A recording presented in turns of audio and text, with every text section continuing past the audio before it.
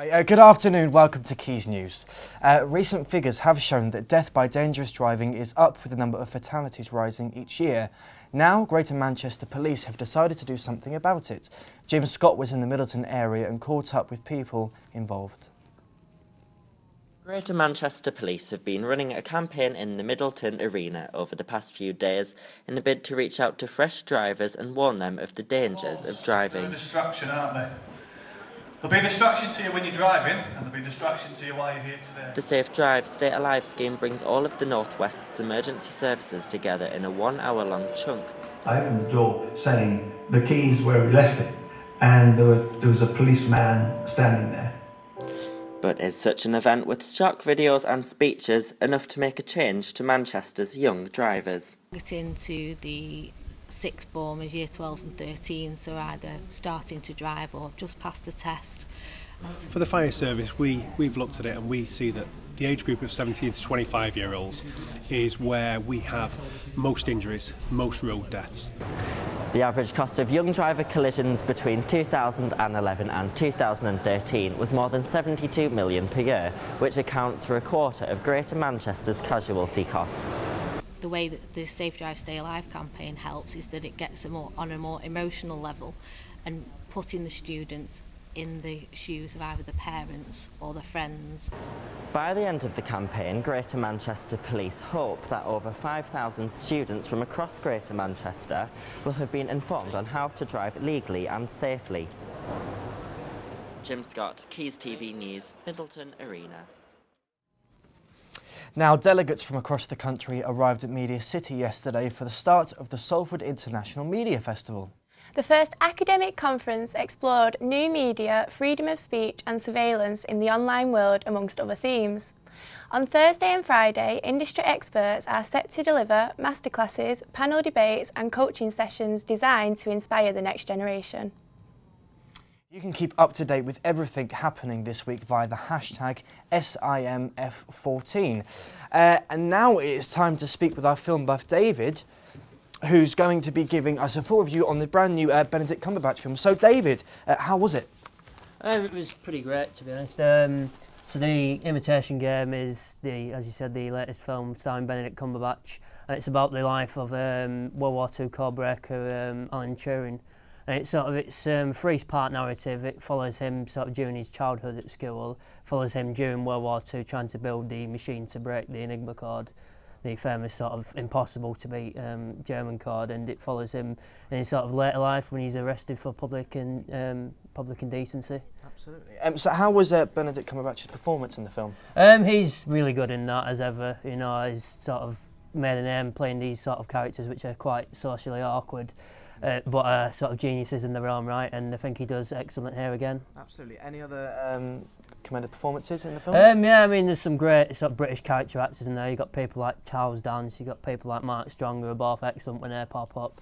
You know, even Keira Knightley, who's had some stick for some of her performances in the past, I think she's really solid in this film as well. It's great performances all round. Benedict Cumberbatch was quite famous, kind of made his name, the BBC's adaptation of Sherlock. How did his performance in this film compare to Sherlock?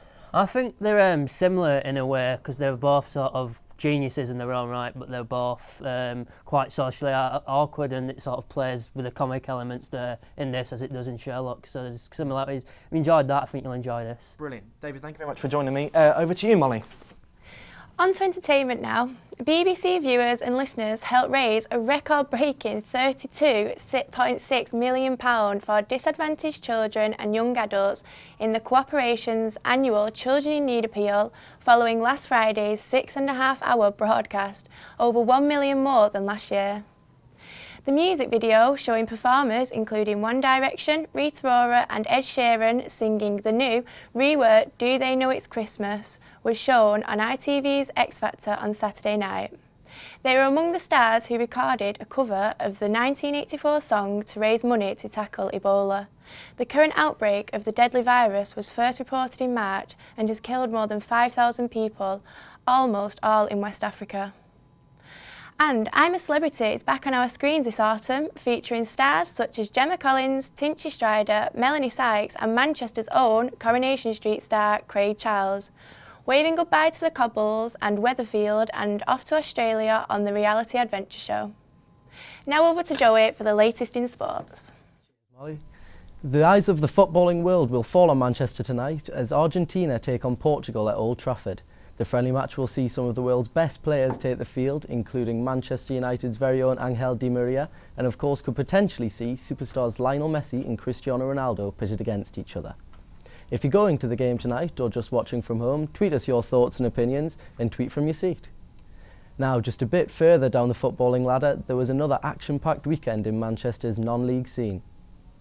Salford City suffered a third consecutive league defeat last weekend when they lost 4-1 at home to Harrogate Railway Athletic. Will Moorcroft was there. Salford's hopes of putting the last couple of weeks behind them were dashed midway through the first half, when Malachi Fracasson put the visitors ahead with his third goal in 3 games. After providing the assist for the opener, captain Nathan Cartman doubled the Rails' advantage just a couple of minutes later after being played through by Fatlami Ibrahimi, the forward's 4th goal in the last 3. The Yammies haven't won a game this season after trailing at half-time, so when Cartman made it 3-0 with half an hour played, the comeback was looking more and more unlikely for Phil Powell's side. Despite making a more positive start to the second period, Salford's fortune didn't improve when Jay Gibbs brought down Adam Baker, leaving the referee to award a penalty. Cartman duly stepped up to complete his second hat-trick of the season with his 20th goal. There was a late consolation for the hosts when Sam Madeley rolled the ball into the far corner, but a 4-1 defeat sees the Yammies drop to 4th in the table.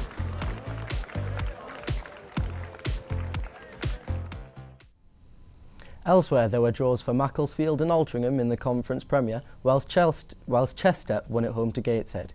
In the Conference North, Stalybridge lost to Barrow and Hyde suffered a heavy defeat to Harrogate Town. There were contrasting fortunes for Stockport, however, who beat Hednesford Town 3-0. In the Evo Stick Leagues, Ashton recorded a win away to Frickley, and there were defeats for Droylsden and Mossley at home to Burscough and Brighouse, respectively.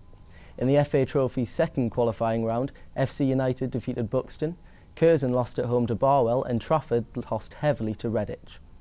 The draw for the next round was made last night, and FC United will travel to Barwell. United are back in action in the league tonight against Frickley. We'll have live updates on Twitter.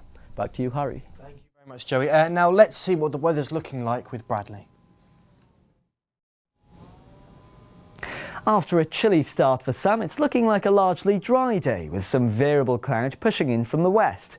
We should be getting some more sunny spells this afternoon, especially across those western parts. But don't be fooled, as we could be expecting showers in the east, leaving some of us a bit wetter than usual. Now, leading on to tonight, we'll be mostly dry across most parts of the region, especially overnight, with some clear spells, particularly for western parts, where it could turn quite chilly once again. But don't forget, if you have any pictures of what the weather looks like where you are, then please send them in to us. It's twitter.com/Quays News. Now here is something blooming brilliant. A florist in Stockport has just celebrated its 40th anniversary, but still without the luxury of running tap water. Mary Sears, who is the owner of Mary's Flower Basket, opened her shop in 1974 and has since then expanded, but still remains famous for being the only florist in England without actual running tap water. Sadly, that's all we have time for today. Join the team again at the same time, 1:30 on Thursday afternoon for the latest from Quays News. Goodbye for now.